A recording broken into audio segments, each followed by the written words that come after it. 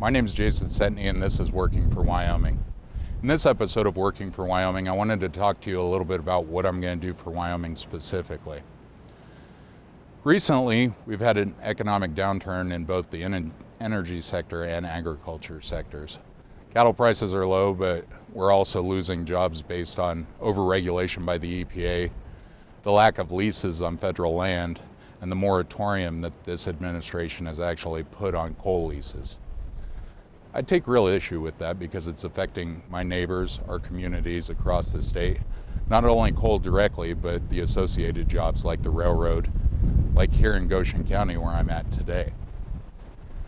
We really need to do something about jobs in Wyoming and diversify our economy.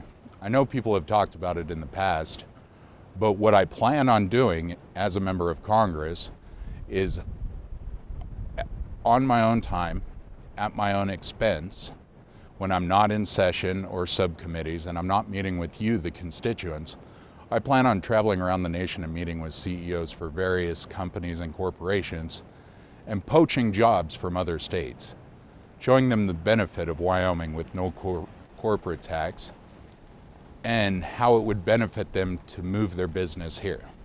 That'll create more jobs, diversify the economy, and also allow more opportunities for our children who have seemed to become an export over the last few decades, where they have to look for opportunities in other states because they're not necessarily available here in Wyoming.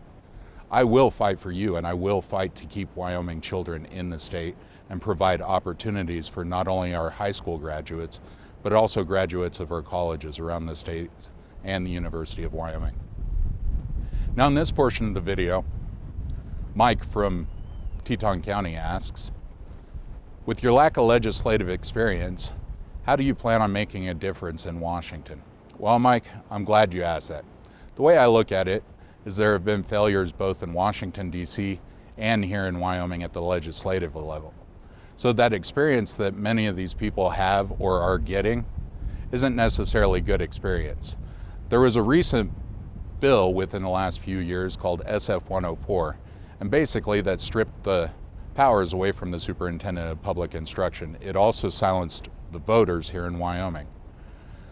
If the superintendent of public instruction is not conducting themselves in an honorable and professional way, if they're doing anything unethical or immoral, then the legislative process is actually censuring that individual or a vote of no confidence. Now, if they're doing something illegal, which I don't know if there was anything in this case, then you go ahead and move for the articles of impeachment or impeach that individual. What this legislature actually did was they tried to strip the rights, made it an appointed position, and silenced you as the voter.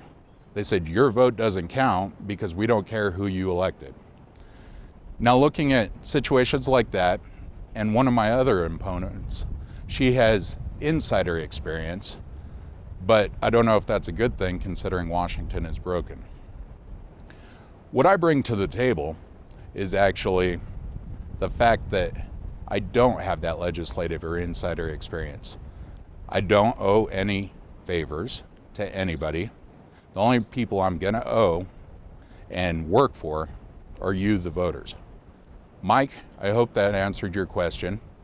If anybody else has any questions out there, you can send those to me at setneyforwyoming.org. My email address is on there, or there's also an option to go ahead and send a direct message from that website. Thank you very much for watching. God bless the United States, and God bless the great state of Wyoming.